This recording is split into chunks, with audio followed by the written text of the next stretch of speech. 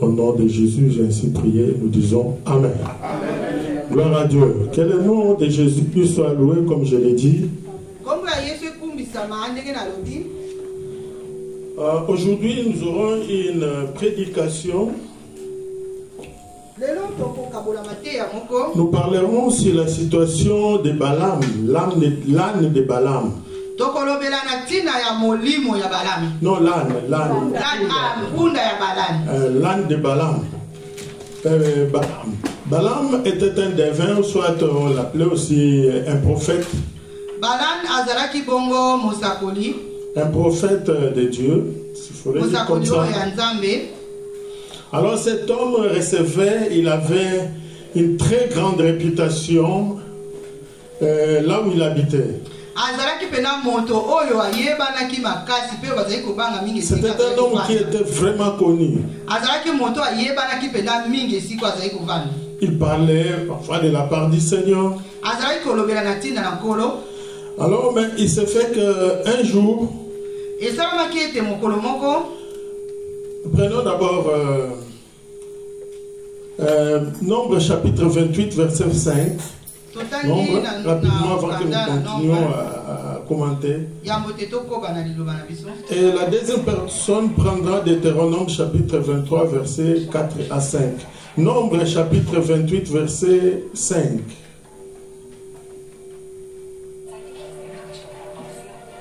Nombre chapitre 28, verset 5.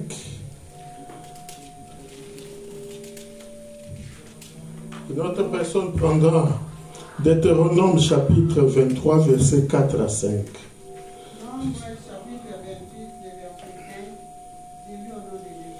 Amen. Et pour l'offrande et un dixième de fleurs de farine pétrie dans un quart de pain d'huile d'olive concassée.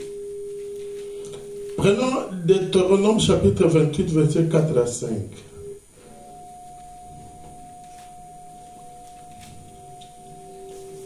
Au nom de Jésus-Christ. L'Ammonite et les Moabites n'entreront pas dans l'assemblée de l'Éternel. Même leur 10e génération n'entrera pas dans l'assemblée de l'Éternel. C'est ainsi pour toujours, du fait qu'ils ne sont pas venus au-devant de vous avec du pain et de l'eau sur les chemins lors de votre sortie d'Égypte. Et parce qu'ils ont soudoyé contre toi, Balaam. Non, parce qu'ils ne sont pas venus au-devant de vous. Tradition. Oui. Deutéronome 23, 4 à 5. Oui. 23, verset 3 à 4. 4 à 5. Je suis maintenant à 5. Oui. C'est ainsi pour toujours, du fait qu'ils ne sont pas venus au-devant de vous avec du pain et de l'eau sur les chemins lors de votre sortie d'Égypte. Et parce qu'ils ont soudoyé contre toi, Balaam, fils de Béor, et Pétor en Mésopotamie, pour te maudire. Mais l'Éternel, ton Dieu, n'a pas voulu écouter Balaam. Et l'Éternel, ton Dieu, a changé pour toi la malédiction en bénédiction. Amen. Parce que l'Éternel, ton Dieu, t'aimait. Tu n'auras souci ni de leur paix, ni de leur bien-être, tant que tu vivras. Tu n'auras pas honneur de l'Édomite, car il est ton frère. Tu n'auras pas honneur de l'Égyptien, car tu as été un immigrant dans son pays. Les fils qui les naîtront à la 3e génération entreront dans l'assemblée de l'Éternel. On se limite au 6e verset. Ça, je vais prendre rapidement une petite histoire. Pour qu'on tombe dans ces versets-là. Israël sortait de l'Égypte. Israël devait partir à la terre promise. Mais arrivé à un certain moment, comme nous avons lu là-bas, les Ammonites sont arrivés. Et ils ont essayé de soudoyer, corrompre. Ils ont corrompu Balaam, prophète de Dieu, soit un devin. Dans l'ancienne alliance, parfois on l'appelait prophète, parfois certains on l'appelait devin, mais les devins,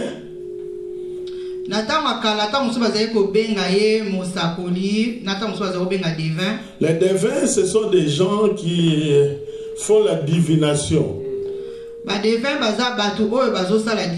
Et la divination n'est pas positive. La divination, ce sont les gens qui consultent les esprits, parfois les esprits des morts. Divination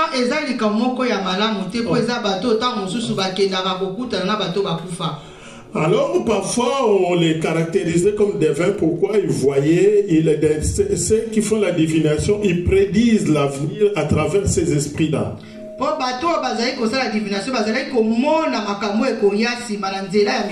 Certaines personnes qui font les mikoudi, vous comprenez, c'est ces histoires comme ça, ils devinent, ils peuvent vous dire, c'est comme sous forme de prophétie, ta vie, même tout ce que tu feras parfois, ou ce qui s'est passé, mais à travers un esprit qui n'est pas l'esprit de Dieu.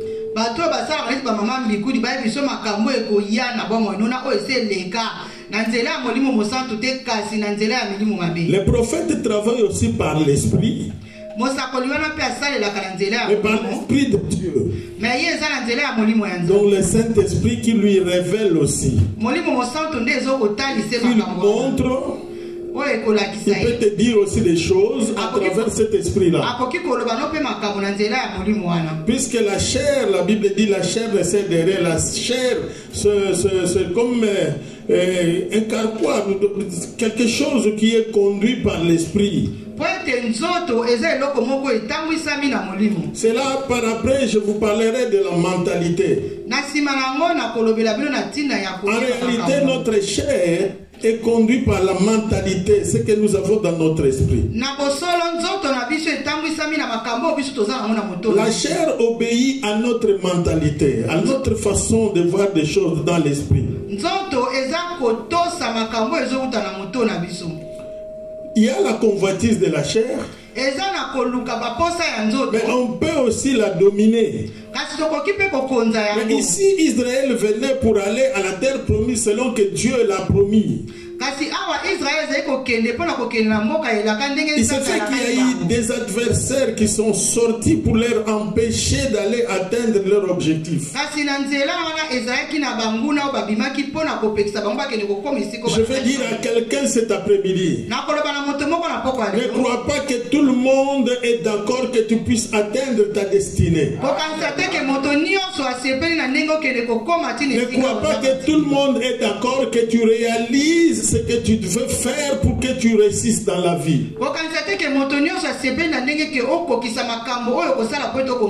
Ces gens-là savaient qu'Israël devait passer. Ils ne pouvaient pas rester là-bas, ils devaient passer. Puisqu'ils avaient un objectif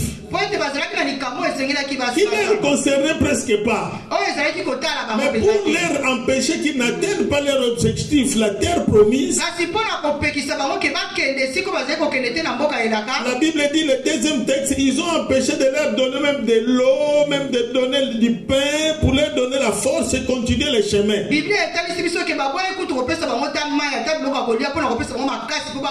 Au lieu de se limiter là-bas, ils sont allés voir même ce prophète-là qu'on appelle Balaam, essayer de le corrompre, puisqu'ils savaient que Balaam avait le pouvoir, il avait cette onction-là de maudire. Il avait ce pouvoir-là d'aller maudire. C'est quelqu'un qui n'était pas étranger, c'est quelqu'un qui était connu.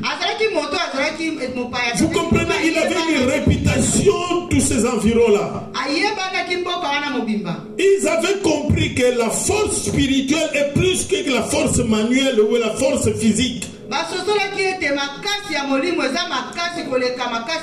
lieu de prendre leur armée d'aller attaquer Israël, mais pour eux, ils savaient que la malédiction spirituelle était plus forte que d'aller combattre comme ça.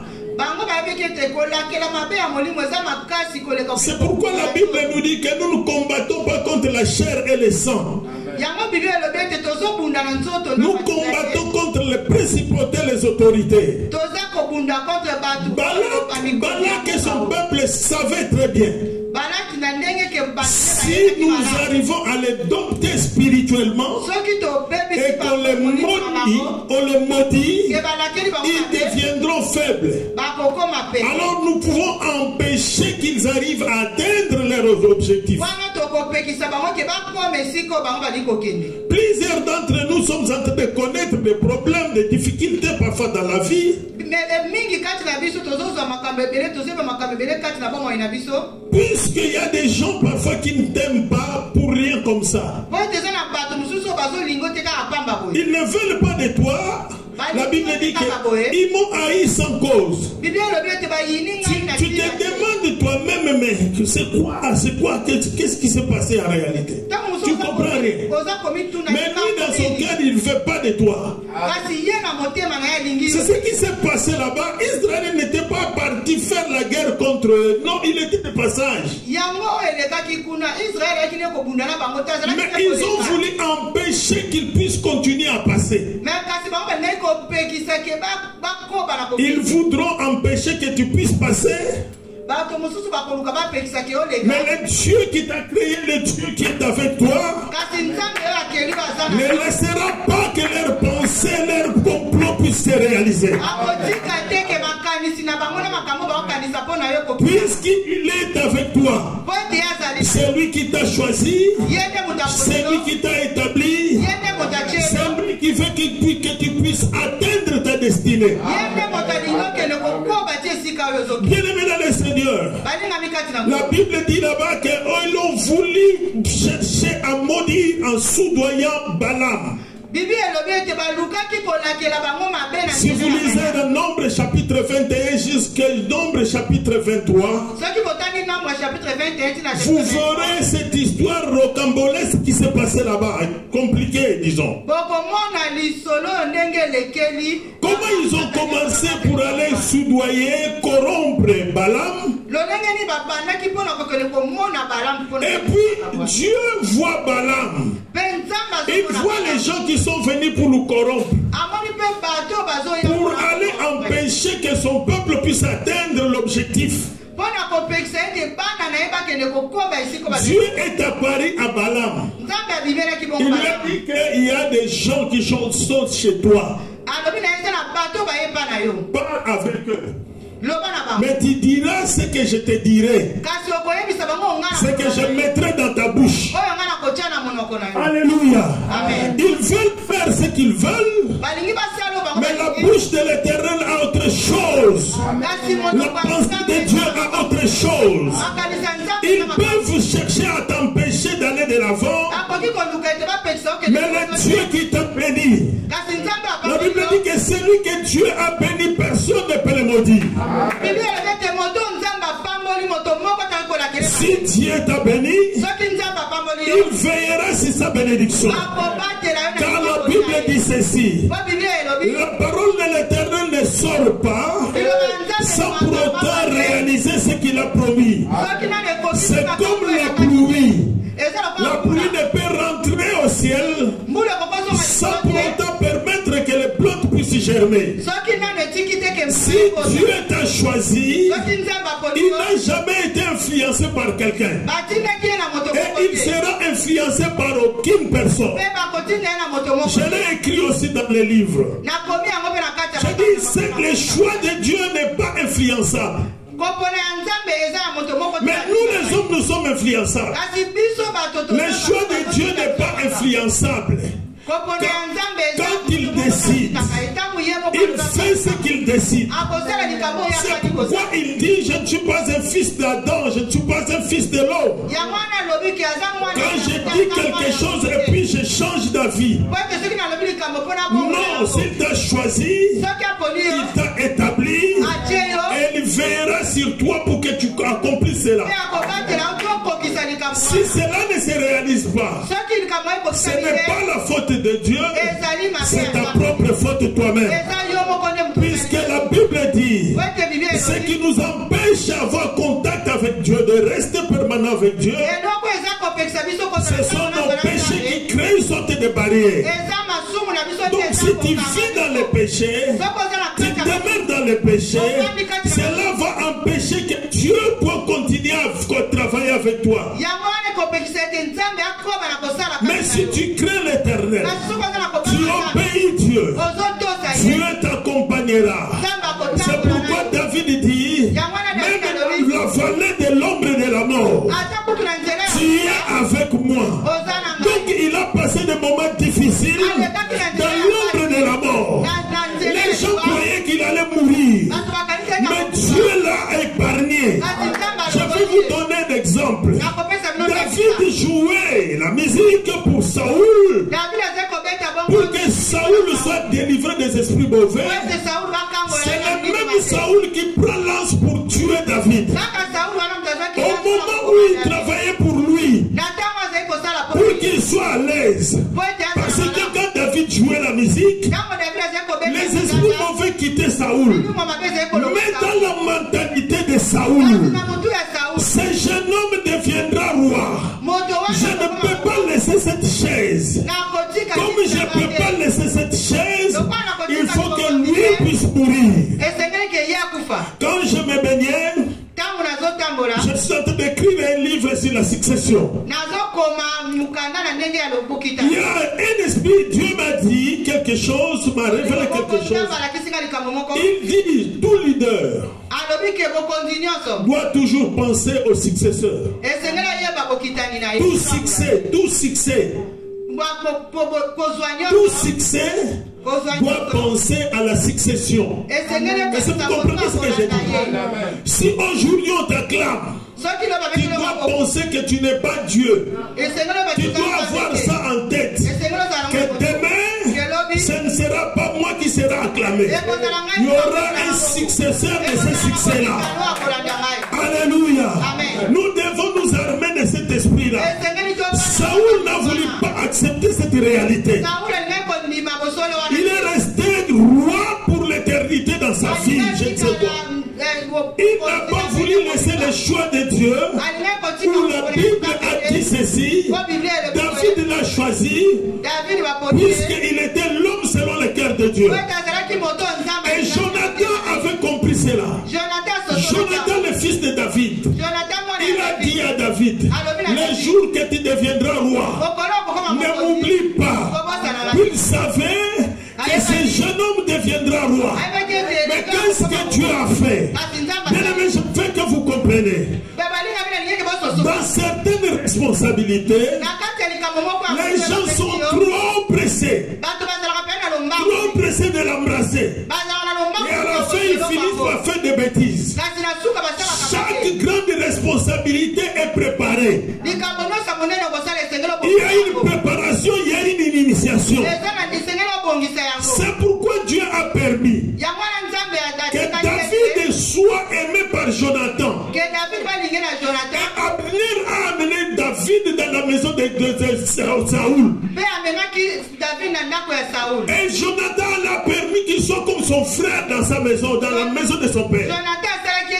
Donc, étant là-bas,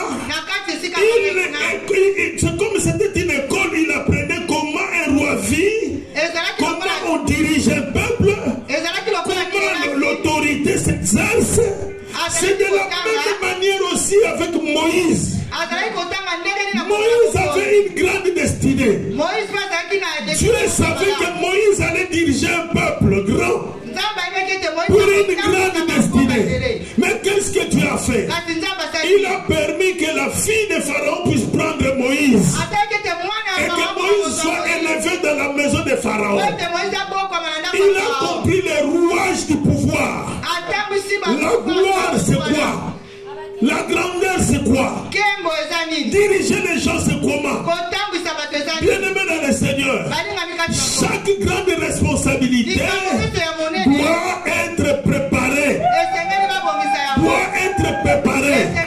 Celui qu'on prépare doit être aussi humble pour qu'il apprenne à celui qui le prépare. Bien-aimé dans le Seigneur, bien-aimé dans le Seigneur, nous devons comprendre cela. Nous vivons sur cette terre, nous ne resterons pas éternels. Nous grandissons et à la allons quitter, nous laisserons la place à nos enfants. Ce sont eux qui vont nous succéder. Regardez vous-même. Nos parents aujourd'hui, ils commencent à nous appeler papa, maman. Or, hier, c'est nous qui les appelons papa et maman. Le temps tellement a changé de telle façon que leur place ont cédé leur place à leurs enfants. Maintenant, c'est les enfants qui jouent le rôle qu'ils jouaient auparavant. Ça, c'est la réalité de la vie. Mais bien aimé dans les CD, nous ne sommes pas tellement là-bas. Mais je vais vous parler sur ce peuple d'Israël qui devait atteindre sa destinée. Mais maintenant, Balak était mécontent. Je veux que tu dises cela. Dis ceci. Balak, même si tu es mécontent, je vais atteindre ma destinée. Balak, même si tu as des millions, même si tu fais quoi, moi je suis avec l'Éternel des armées. Ce qu'il a dit, il l'accomplira. Au nom de Jésus-Christ de Nazareth. Est-ce qu'on peut acclamer le Seigneur? Balak n'était pas content. Balak a voulu empêcher cela. Mais malgré ses manœuvres, mais bien aimé dans le Seigneur, les manœuvres de Balak n'ont pas empêché que Dieu amène son peuple à sa destinée. Ils sont venus prendre les serviteurs de Dieu pour maudire. Ils peuvent prendre n'importe qui, je ne sais pas. Mais ce que Dieu a arrêté, c'est ce qui restera à jamais. Personne ne pourra enlever ce que Dieu a arrêté. Christ est venu mourir pour toi. Il a donné sa vie. Mais riche qu'il était, la Bible dit qu'il était riche, mais il se fait pauvre pour toi. Il n'avait pas de maison pour que toi tu construises la maison. Ah, mais s'il y avait que je ne sais pas si nous étions à Makala ou Massina, les gens devaient acclamer. Tu sais,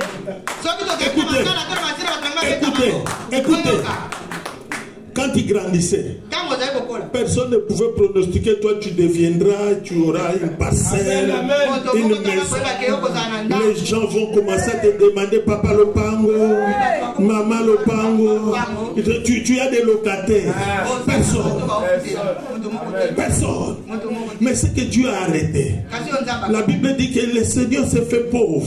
Il dit, les renards ont des tanières pour dormir. Mais moi, le Fils de l'homme, je n'ai même pas une place pour mettre la tête. Pour que toi, tu aies une place pour mettre la tête. Non seulement une place là où tu mets la tête. Tu as d'autres places, même les gens lourds, qui sont sous location. Toi, c'est toi qui es le chef, le patron. Mais les gens, quand ils te regardaient, alléluia. Tu vendais des petites choses, des petits commerces. Ces petits commerces, les fonds que tu avais, ça ne dépassait même pas parfois $30, même pas $10. C'est ce que tu vendais. C'était parfois de l'assurance de ta vie. Les gens voient aujourd'hui, mais les gens ne voient pas demain. Amen. Demain appartient à Dieu. C'est pourquoi Jésus dit ceci. La Bible dit, ne vous souciez pas de lendemain, car le lendemain prendra soin de lui-même. Ce n'est pas que le lendemain va s'organiser lui-même. Non, Dieu a organisé le lendemain pour toi. C'est pourquoi la Bible dit ceci. Quand ses bien-aimés dorment, lui, il arrange, il organise les choses pour ses bien-aimés, afin que tu deviennes ce qu'il lui veut que tu deviennes. Même dans ta famille, tous n'arrivent pas. Même dans ta famille, tous n'enlèvent pas la tête, mais toi, ta tête sortira. Personne ne pouvait croire que Joseph deviendra un grand chef en Égypte. Ceux qui l'ont vendu, ils ont seulement combattu sa destinée. Ses frères ont combattu seulement sa destinée. Il dit, mais comment papa devait faire les habits à multicolores seulement ces garçons? Comment Dieu devait donner des révélations seulement à ces garçons? Non, nous ne voulons pas que cela se réalise. Alors pour que cela ne se réalise pas, nous devons les tuer. Ils ont commencé par les tuer. Écoutez, le premier complot du diable, il dit les voleurs ne viennent pour tuer, égorger. Leur première idée, c'était de faire disparaître. Et à la fin, ils ont marchandé nos vendeurs. Quand ils l'ont vendu, dans leur tête, c'était une marchandise, quelque chose de rien du tout qui va partir et puis va moisir là-bas, là, on va partir. Mais à la fin, ce sont eux qui sont venus s'agenouiller. Et Joseph comprenait cela. Il a dit à ses frères, ne vous inquiétez pas. Ces jours aussi, puisqu'ils étaient dans les difficultés, maintenant ils sont venus vers lui. Dieu a permis que ça se fasse comme ça pour que vous bénéficiez aujourd'hui. Dieu a changé ma malédiction en bénédiction. Vous, votre plan, Dieu l'a changé. En réalité, Dieu n'avait pas changé. En réalité, Dieu suivait son plan. Mais ce sont leur plan qui a été changé par Dieu. Mais les plans de Dieu dans la vie de Joseph n'avaient pas changé. Dieu veillait que Joseph arrive à sa destinée. Tu es celui qu'on appelle une race royale. Sacerdoce de Dieu. Sachez-le, bien-aimé dans le Seigneur. En toi, il y a la gloire du Seigneur. En toi, il y a la puissance de Dieu. Mais qu'est-ce qui fait mal? C'est la mentalité. Alléluia. Amen. La mentalité que nous marchons avec. Écoutez, je vous conseille ceci. Les gens qui vous observent, ceux qui vous regardent, vous dégagez quelque chose qui vient de votre mentalité sans que vous le sachiez. Votre manière de parler, votre manière d'être, votre manière de se comporter, et ces gens qui vous regardent, ils vous donneront la valeur de la même manière ce que tu dégages. C'est pourquoi je suis en train d'écrire un autre livre. Tu seras acheté au prix où tu te vends. Est-ce que vous me comprenez? Est-ce que vous me comprenez? Le prix que tu te vends, c'est ce prix-là qu'on t'achètera. Écoutez, vous pouvez vous retrouver 3-4 personnes. Et puis vous voyez quelqu'un veut dire, non, toi viens.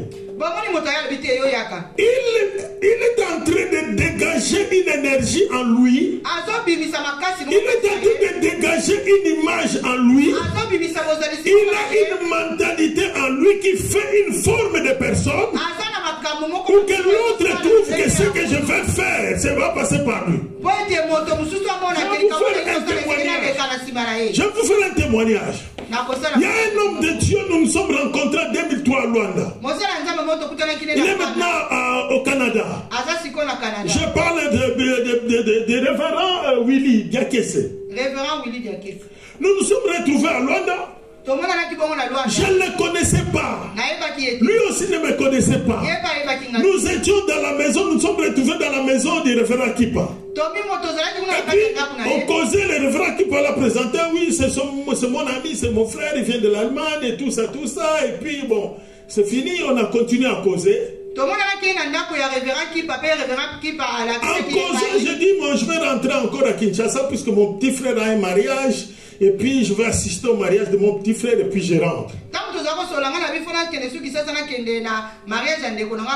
Je vois directement l'homme de Dieu dit, ah, gloire à Dieu. Il dit, je viens de Brazzaville. J'ai des francs CFA. je vais l'envoyer au Congo. Chez mes parents.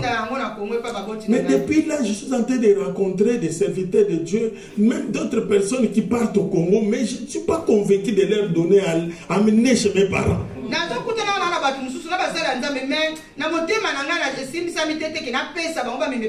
Mais toi, je suis convaincu que je te donne cet argent que tu vas amener chez mes parents. Je vais regarder. Mais est-ce que toi tu me connais? Je ne te connais pas. Je ne te connais pas, mais je suis convaincu que c'est toi qui vas ramener cet argent. Non, si je trouve des complications à l'aéroport maintenant, et tu prends cet argent, est-ce que tu vas croire qu'on m'a pris l'argent à l'aéroport? Il dit non, tu vas l'amener. J'ai essayé de chercher, de fuir et de fuir. Mais à la fin, il sort directement l'argent, il prend. Le jour où tu partiras, tu amènes ça. Mes frères, j'ai amené l'argent, j'arrive au Congo. Dans l'hôtel où j'étais, j'appelle sa soeur. Elle ne venait pas. J'étais inquiet, me dit, mais j'ai beaucoup d'argent ici, viens vite prendre votre argent. À la fin, quand il est arrivé, il a pris l'argent. Et puis son frère à ce temps-là vivait Namibie, hein? Namibie. Puisqu'il était à Luanda, il devait rentrer en Namibie. Et puis on l'a appelé, dit. Vous savez ce qu'il m'a dit? Il a fait dit. Je savais que toi, tu allais amener cet argent. Et que cet argent devait arriver comme je t'avais donné. Écoutez, bien aimé. C'est pourquoi la Bible nous parle des renouvellements de l'intelligence et d'autres mentalités. Tu peux ne pas avoir beaucoup d'argent, mais tu as une mentalité de gens qui vivent bien. Il y a dans cette vie, sur la terre, il y a des principes, il y a des esprits, il y a des anges, il y a des tout ça, qui peuvent vous accompagner, qui peuvent vous amener certaines faveurs. Si tu atteins dans ta mentalité le niveau de ce principe-là, tu verras ces faveurs venir te trouver. Écoutez-moi bien aimé, je vous dis ça concrètement. Tu verras même certaines autorités venir te chercher. Alléluia. Tu as entendu parler de toi? Est-ce que c'est toi? Nous étions au cimetière quand je suis sorti, j'ai vu quelqu'un que je connaissais, je lui disais, ah mais comment, on ne s'est pas vu il y a longtemps, on commençait à causer. Il dit maintenant c'est monsieur qui est à côté. Tu le connais? Il dit, mais, ah le pasteur Sylvie, ah j'ai entendu parler. Ah c'est lui? Il dit, oui, c'est lui, c'est lui. C'est lui. Et puis le monsieur me dit directement, ah mais tu as beaucoup parlé là-bas. Mais tellement beaucoup, il y avait beaucoup de gens. Je ne voyais pas tout le monde. Mais le monsieur là était là. Il dit, bon, j'ai entendu parler. Écoutez, la Bible dit, quand Jésus exerçait son ministère, sa réputation allait plus loin avant même qu'il arrive là où il est. Si tu changes ta mentalité, tu as une mentalité de royaume, tu as une mentalité des enfants de Dieu, ton rayonnement va aller plus loin, ta réputation va aller plus loin, ton témoignage ira plus loin. Moi j'ai vu certaines personnes m'appeler, ah papa bonjour. Bonjour. Comment ça, tu ne me reconnais pas? On fait un peu semblant de sourire, on connaît pas. Je suis intel, Et l'autre est venu me dire, ah bonjour papa, bonjour, ça va. Il a senti directement que je ne le connaissais pas tellement. Il dit, moi c'est le fils de pasteur Kouba, d'Offenbach. Ils étaient tout petits. Ah bon, c'est toi. Ah, on nous commence à causer. On commence à causer. Bien-aimé dans le Seigneur, je te dis ceci. Tu vis ici. Mais ton nom peut être cité à 8000 km là, tu n'es pas encore arrivé. Mais qu'est-ce que je vais vous dire dans cette histoire? Dans chapitre 21, vous verrez que Balaam a été sollicité pour qu'il soit corrompu. Écoutez-moi. Un homme de Dieu. Mais je pense que c'est un homme qui était assoiffé d'argent ou de gloire. La mentalité qu'il avait. Puisque Dieu l'a interdit à plusieurs reprises.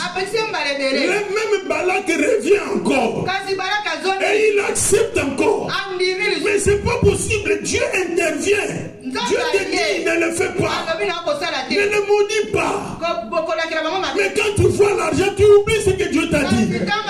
Pourquoi? Puisque dans ta tête tu es esclave de présent, tu es esclave de l'argent. Écoutez bien aimé dans le Seigneur. Écoutez bien aimé, vous devez avoir la mentalité de dominer l'argent. L'homme a vécu avant l'argent. L'argent est venu trouver l'homme sur la terre. Mais ce que je ne comprends pas, dans la vie de certaines personnes, s'ils n'ont pas l'argent, ils souffrent, ils ont comme les quémans. Pourquoi? Puisqu'ils n'ont pas l'argent. Écoutez, si ça se fait comme ça dans ta vie, sache-le que tu es sous domination de l'argent. Un jour, cet argent viendra te chercher pour t'écarter de la voie du Seigneur. Je ne pense pas qu'on est venu les chercher avec tous ces biens-là en vain comme ça. J'espère qu'il savait que ce monsieur avait tellement soif d'argent. Il faut l'amener quand même quelque chose pour qu'il fasse ce que je veux. Puisque Balak, s'il était parti, c'est pas lui dire, mais maudit, le peuple disait sans argent, sans quoi. Balak allait dire, mais Dieu m'a dit déjà de le bénir, d'aller rentrer là-bas. Mais quand il a vu l'argent, tout le présent, tous ces cadeaux-là, il était bouleversé dans sa tête. Je ne peux pas les laisser partir. Il faut que je fasse quelque chose. Malgré que Dieu interdit. Écoutez, lisons chapitre 23 rapidement. Chapitre 23. C'est une longue histoire. Vous commencez à 21 jusqu'à 23. Nombre, je vous disais. Hein? Nombre.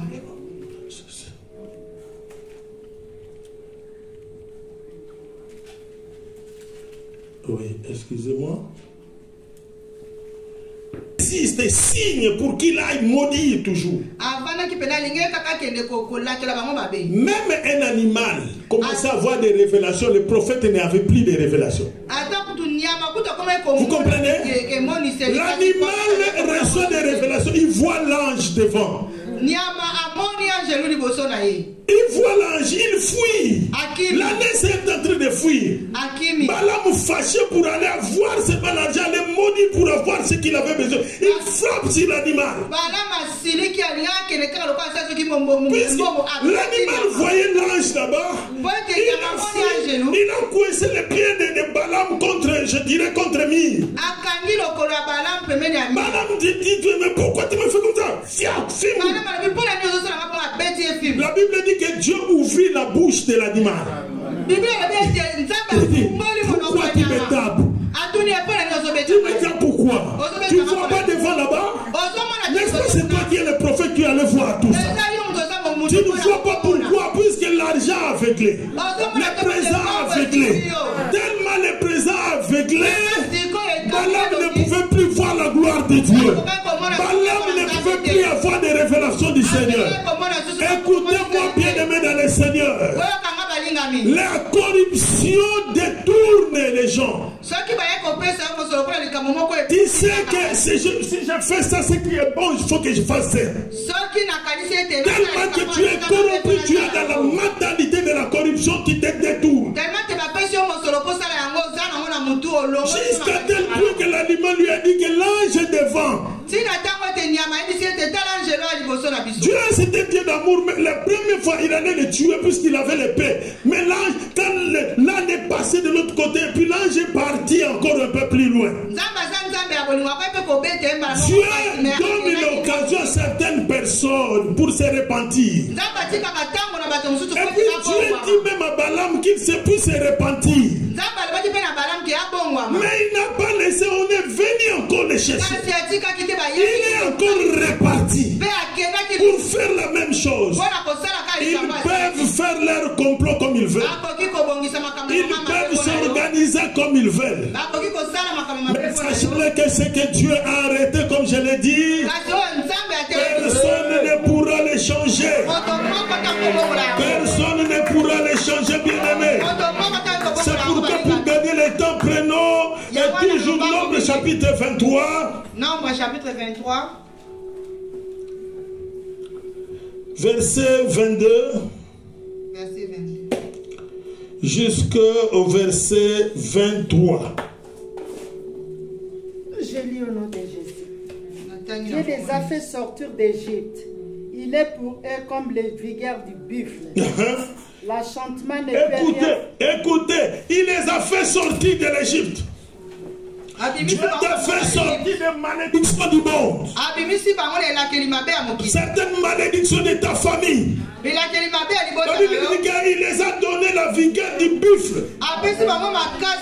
Suivez le reportage du buffle. Même si un lion veut attaquer son petit, il vient, il s'attaque à ce lion-là. Et le lion sait que les buffles sont dangereux. Quand il lui donne le corps, ça va lui percer le ventre. Ils finissent parfois par fuir, abandonner celui qui devait arrêter. Il lui donne la vigueur comme le buffle. Il dirait qu'il n'était pas devant l'obstacle. Dieu t'a donné la vigueur du buffle. Il t'a fait sortir de la malédiction, de l'esclavagisme, sous la domination de Satan. Et tu es sorti pour entrer dans son royaume de gloire. Et que tu sois appelé enfant de Dieu. Et que tu demeures dans la gloire du Seigneur. C'est pourquoi je vous dis toujours, la Bible dit ceci: Christ amour, l'espérance de la gloire. Alléluia. Lisez rapidement s'il vous plaît. L'enchantement ne peut rien contre Jacob. Écoutez, Il a Jacob contre Israël. L'enchantement, comment on appelle ça? Soloka. Hein? Ok, vandi, ok,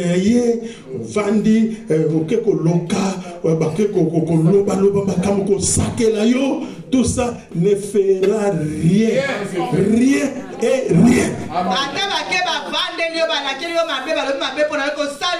Contre son peuple, contre Israël, contre Jacob. Ils étaient les descendants de Jacob, de tribu d'Israël, qui est le peuple de Dieu comme nous sommes aujourd'hui par Jésus-Christ. Il nous a fait sortir du monde. Il y a des enchantements qui se font, qui nous feront rien. La divination contre Israël, autant marqué, il sera dit à Jacob et à Israël que l'œuvre de Dieu. Amen. Alléluia. La divination, dans d'autres versions, dis un peu, papa Jean, sur toi, on a écrit quoi? Dieu les a fait sortir d'Égypte, il est pour eux comme la vigueur du buffle. L'occultisme ne peut rien contre. Écoutez, de quoi? Maintenant, les gens redoutent l'occultisme, et le ceci, et le cela, et le cela, et ça. Mais la Bible dit là-bas, l'occultisme ne peut rien contre Jacob. Ne peut rien contre qui? Jacob. Alléluia. Amen. Si dans ta mentalité, tu sais que je suis un enfant de Dieu, que tu entres où? Tu passes où? Bien-aimé dans le Seigneur, sache-le qu'ils te feront rien. Ils te feront la guerre, mais ils te vaincront. Écoutez, ta mentalité est comme un aimant. Va commencer à attirer certaines faveurs. Écoutez, Vous allez quelque part, je donne l'exemple, Maman Marthe part quelque part, acheter les trucs pour la construction. Hein? Pour tout le monde dit, hey, ça c'est 10 euros, 10 dollars. Mais tu arrives là-bas. Ah papa, tu ne peux pas prendre 8 dollars ou quoi? Ah papa, on pose à 8 dollars. Papa, on a payé à 8 dollars. Mais tous les autres ont payé à 10. L'onction que tu portes, la mentalité que tu as, peut avoir la faveur des hommes, des autorités, de la nature et de tout ce qui t'environne. Jésus n'avait rien, ne doutait de rien, sauf son Père. Quand il est arrivé devant les disciples qui péchaient, oh, nous avons péché durant toute la nuit. Nous n'avons rien eu. Il n'a pas discuté avec eux. Il dit j'étais à droite. Ils ont jeté à droite. Plein de poissons là où il n'y avait rien. Écoutez, qui peut faire sortir des choses là où il n'y a rien. La Bible dit ceci dans le livre des Romains. Il appelle à l'existence ce qui n'existe pas. Ne redoutez pas, même si tu vois il n'y a rien qui n'existe. Ne redoutez pas. Va avec la foi en Dieu. Crois en Dieu et crois en toi-même. Je disais à ma femme dans la voiture, dans la vie, il faut croire en Dieu et croire en toi-même. Quel que soit ce qui se passe, dis, quand moi je viendrai, j'arriverai là. Les choses vont changer. Je vais faire marcher, les choses seront mon rythme, mon tempo. Même l'occultisme ne vous fera rien. Balaam a fait tous les pratiques qu'il faisait. Il a cherché de tout organiser. Si vous lisez ces textes, et à la fin, il a dit à Balak, il dit, mais je voulais tout faire. Mais Dieu, ce qu'il a mis dans ma bouche, il dit, ce que lui a béni, personne ne peut. Vous savez la fin de Balaam? Balak, lui et Balaam, on l'a tué. Balaam a été tué. Quand Josué est venu pour la conquête, quand ils ont tué tout le monde, et ils ont tué aussi Balaam.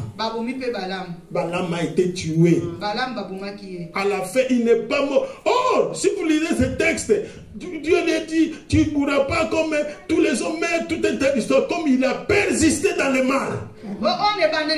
Et cherche à faire du mal aux enfants de Dieu. Et à la fin, on l'a tué. Amen. Amen. Je vais rapidement qu'on cherche ce verset. C'est là où on va terminer.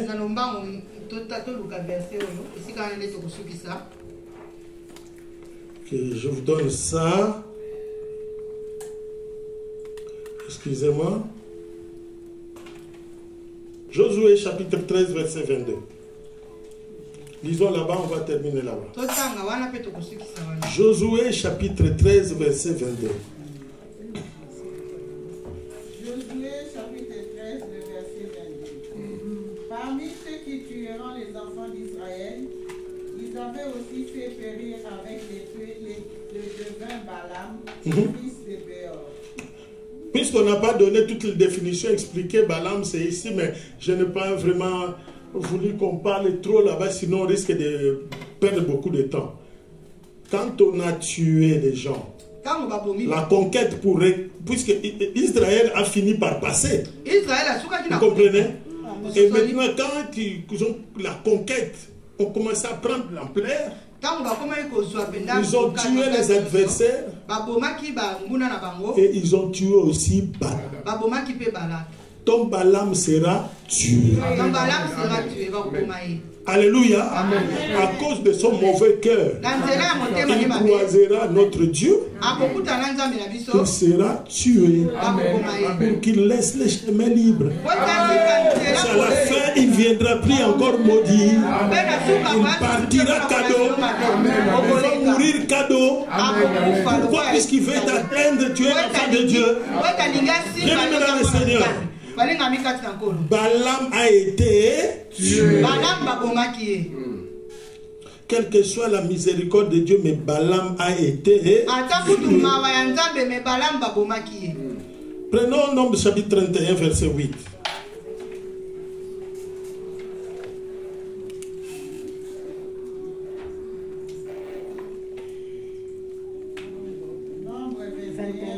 Non, 31, 8.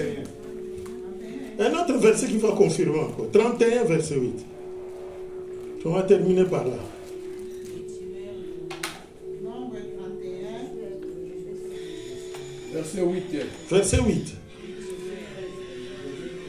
Il tuait en outre. Oui, papa, je peux lire, s'il vous plaît. Il tuait en outre, lors de ces massacres, les rois des Médias, Évry, Rekem, Tésor et Rabat. C'est un roi des Médias. Il tuait aussi par l'épée Balaam, fils de Béor. Il tuait aussi qui? Balaam. Qui cherchait à faire quoi? Maudit. Lève-nous plutôt. Nous allons faire des déclarations maintenant. Amen.